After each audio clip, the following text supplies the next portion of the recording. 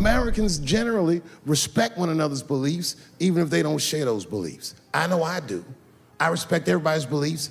Here we are in 2024, and apparently explaining gender identity to a 4-year-old is now a parenting milestone.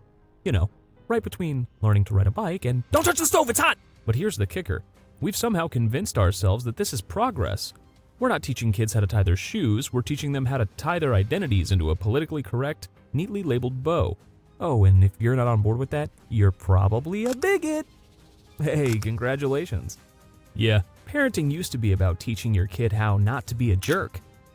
Now it's more like, hey little Timmy, are you sure you're comfortable with that pronoun? I'm not into all the other bullshit. I think What other bullshit? the they and them. Yeah. And all that extra shit that we added during the pandemic because everyone was so bored on their fucking houses. They just started to make up more shit and more shit. More stuff. Yeah.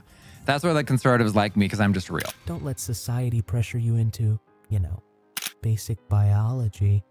I mean, what's next? Asking your toddler if they feel spiritually connected to their sippy cup? It's funny. Actually, no, it's tragic. Because all this woke insanity, it's taken over everything. Our daughter is 10 years old. She started letting us know that she was transgender really before she could even speak. Gender identity, racial politics, you name it. And you know who's not afraid to call out the absolute clown show we're living in? The comedians. You remember those, right? The people who actually have the guts to say what everyone's thinking, but are too afraid to blurt out because we're all walking on these fragile little woke eggshells. Getting offended is something privileged people do. And we just got privileged last week. It's very exciting. Well, not Dave Chappelle. I'm not saying it's not pussy, but that's like beyond pussy or impossible pussy. You know what I mean? It tastes like pussy, but that's not quite what it is it? Not Joe Rogan, definitely not Ricky Gervais or Bill Burr. And let's not forget Kayvon. That guy's tearing this woke BS apart. These guys, they're the last line of defense against this cultural dumpster fire. The only thing that is like kind of touchy to talk about is the trans shit, but low-key, I think I should be able to talk about that. They're here to remind you that not everything needs a trigger warning, not every conversation needs a safe space, and no, your 6-year-old doesn't need to explore their gender fluidity. Newsflash, they're just exploring how to not piss their pants. So if you came here for some soft, fluffy, everyone gets a trophy nonsense, buckle up. We're about to roast woke culture harder than Bill Burr roasts the entire state of Florida. Welcome to Comedians vs. Woke Culture, the battle for laughs. We're diving into the unfiltered genius of Chappelle, Rogan, Gervais, Burr, and Kayvon. And trust me, it's going to be brutal, honest, and exactly the kind of sanity check we all need right now. Dave Chappelle takes on the self-righteous outrage of today's society, laser-focused on the alphabet people. The alphabet people. Now, for those unfamiliar, that's the LGBT plus community, or as Chappelle hilariously puts it, Those people that took 20% of the alphabet for themselves. he doesn't tiptoe around this topic. Oh no, he dives straight into the fire. Chappelle's take? I got friends who are L's, I got friends who are B's, and I got friends who are G's. But the T's hate my fucking guts. Chappelle doesn't hold back from pointing out the absurdity of the culture surrounding gender identity. According to him, it's not the existence of these movements that's funny, but rather how deeply sensitive and humorless some people have become about it all. I mean, they're born feeling like something other than what they are. That's kind of funny if it's not happening to you. Chappelle cracks pulling no punches. He doesn't attack the individuals, but rather mocks the extreme political correctness that surrounds the conversation. And let's talk about Rachel Dolezal, the white woman who identified as black. Rachel Dolezal. She's a white woman, but then she dressed up like a nigga and shot her way up to the very top of blackness. Chappelle rips into her with biting humor, comparing her transracial identity to that of the transgender community. But here's the kicker. Chappelle actually believes trans people because they cut their... I believe transgenders.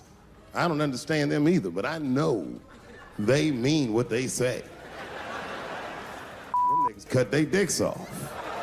For him, that's proof of commitment, something Dolezal never quite demonstrated. She didn't even change her name.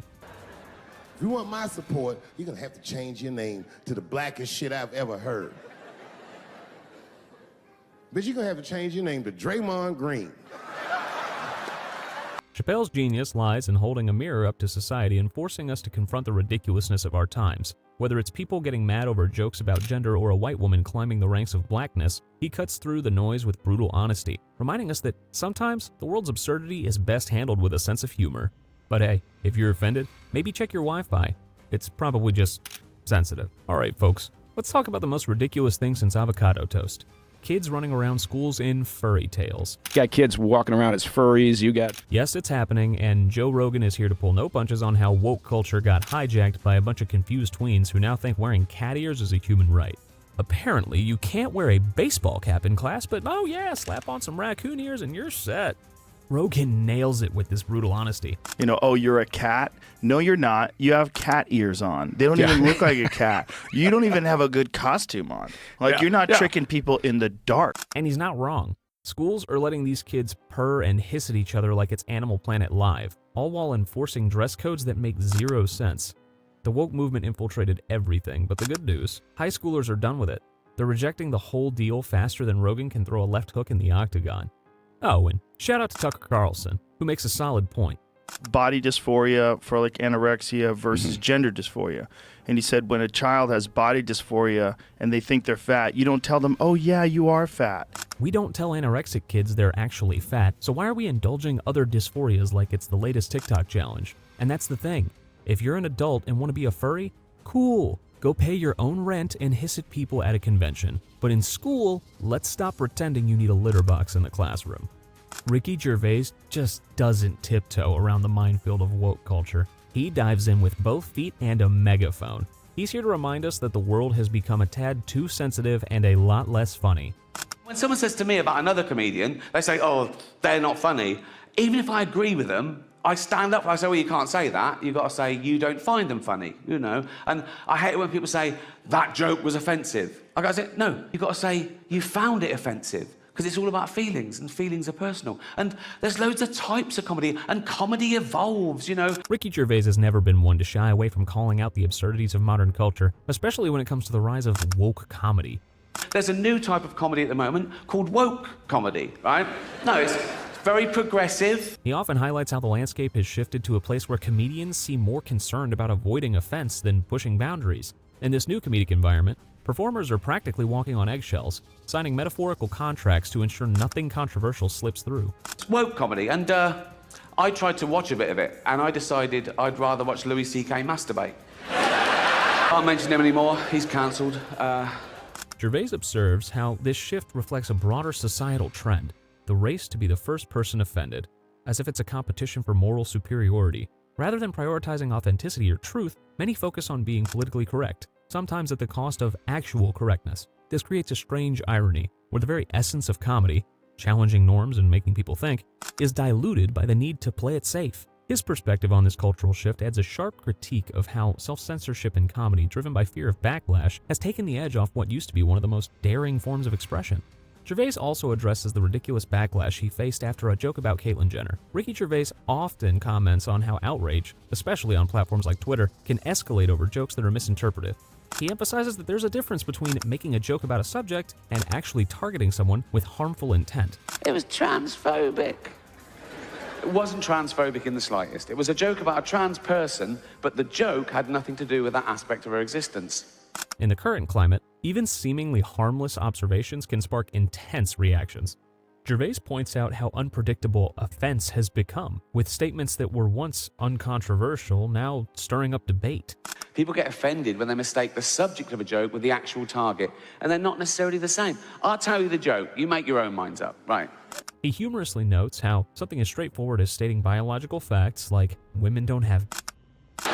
What about this person isn't a lady? Well, his penis. Her penis, you f***ing bigot. Has become contentious, a shift no one could have seen coming. Gervais delivers a masterclass in sarcasm when discussing the absurdities of modern sensitivities. While hosting the Golden Globes, Gervais joked about making a change, adding, So I just go, relax, I'm going to be nice tonight. I've changed.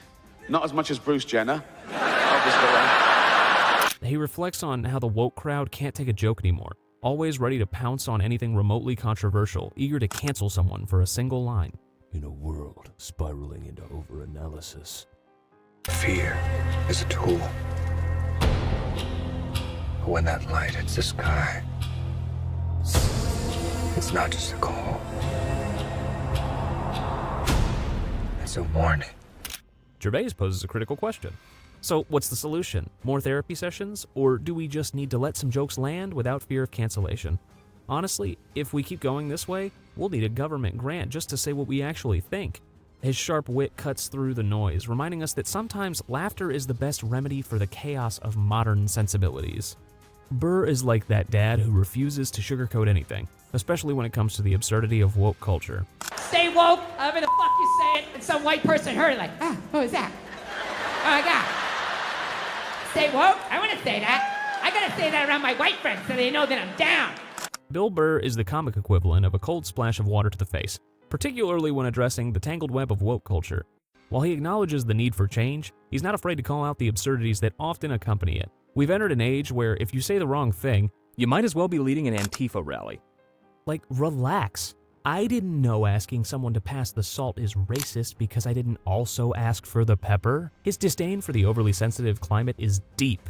Every little joke seems to come with a disclaimer these days. You think comedians are writing jokes or legal briefs? It's like we need a terms and conditions for every punchline. By laughing at this joke, you agree not to sue me or put me on blast on social media. He drives home the point that humor should be free and accessible, not shackled by the chains of fear and scrutiny. Burr doesn't shy away from tackling the hypocrisy of self-proclaimed woke individuals. Bill often highlights the irony of woke culture, noting that it's usually privileged, out-of-touch white people leading the charge on social issues from their comfortable positions telling everyone else how to behave. Fucking white people, all up in arms about a dead white guy. I can no longer tolerate this. I can no longer tolerate dead for 45 years, John Wayne, saying things in a magazine that doesn't exist anymore. Do you find it offensive? Maybe a little. I think it reaffirms stereotypes that are offensive to people. Do you like my costume? I like your mustache. Do you like my costume? Yes.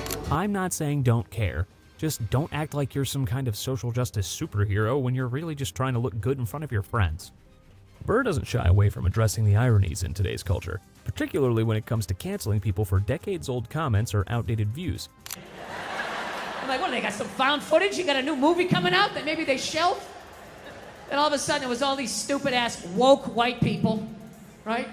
Oh my God, did you see what John Wayne said in Playboy in 1971?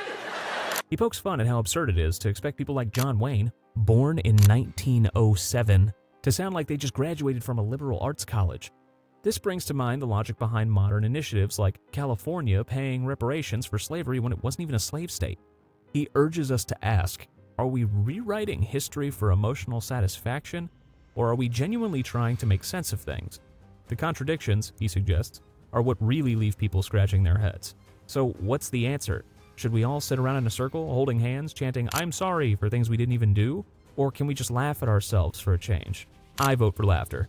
Kayvon dives into the absurdity of our times with humor that cuts through the noise. Kayvon isn't just here to poke fun at the absurdities of parenting in a woke age, he's here to eviscerate it. People are picking their pronouns now. Your pronouns are not for you to pick. It's how we describe you. You see that guy over there? Go talk to that man. Don't tell me. Call me a woman. No, we're describing you, dumbass. And let's be real, these woke parents who are more worried about their kids' pronouns than teaching them basic manners, congrats! You've taught little Jimmy to feel guilty about enjoying a cheeseburger while conveniently ignoring the fact that he still can't even chew it properly. Priorities, right? This is the kind of sharp humor Kayvon thrives on, holding up a mirror to society while we cringe at the reflection. But let's shift gears here, because Kayvon's real bread and butter? College students. You know, that delicate species that's more likely to have a complete meltdown over misgendered pronouns than actually grasp the concept of the American Revolution. One of the students, she came up. Wait, I just called her a she. Hold on. I'm not a biologist. Hold on. We've gone from storming the beaches of Normandy to storming Twitter over someone saying he instead of they. Progress? Sure, if the goal is to create the softest generation of all time. Kayvon gets it, and he's not letting it slide.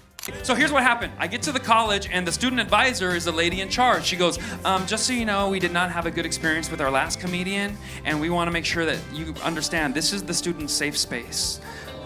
We don't want to trigger them. So all we ask is you don't talk about race, religion, politics, gender, sexuality, and don't make direct eye contact with them. Other than that, say whatever you want. We're really big into freedom of speech on this campus. He brilliantly mocks how today's kids are more obsessed with their Instagram aesthetics than acquiring actual life skills. Honestly, if we're headed for an apocalypse, Gen Z's gonna be out there filtering their selfies while the world burns. Kayvon hits this hard with a deep layer of brutal sarcasm. Oh, you've got 10,000 followers? Cool, but can you make it through a conversation without checking your phone every 30 seconds? Let's face it, these kids would be lost if the Wi-Fi went out for more than 5 minutes. If we keep this up, we're headed for a future where kids graduate with degrees in victimhood studies, fully prepared to be offended but completely unequipped to do anything remotely useful. Bravo, society, you played yourself.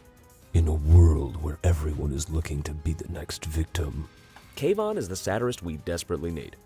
So, while the world's losing its mind, comedians like Dave Chappelle, Kayvon, Ricky Gervais, Bill Burr, and Joe Rogan are packing out theaters and dominating Netflix. Why? Because they're not afraid to tackle the absurdities head on. We need to laugh at the craziness, not attack or try to ruin people's lives on social media, especially for things their distant relatives did over a century ago. Let's keep the comedy alive, support free speech, and refuse to let the woke mind virus win. Do you agree with these comedic legends? Or are we just in a world where everyone's afraid to speak the truth? However you see it, keep backing the voices that challenge and entertain us. Want more unfiltered takes? Smash that subscribe button. Or don't, if you're feeling rebellious. Either way, let's keep the conversation rolling, and trust me, you won't want to miss what's coming next.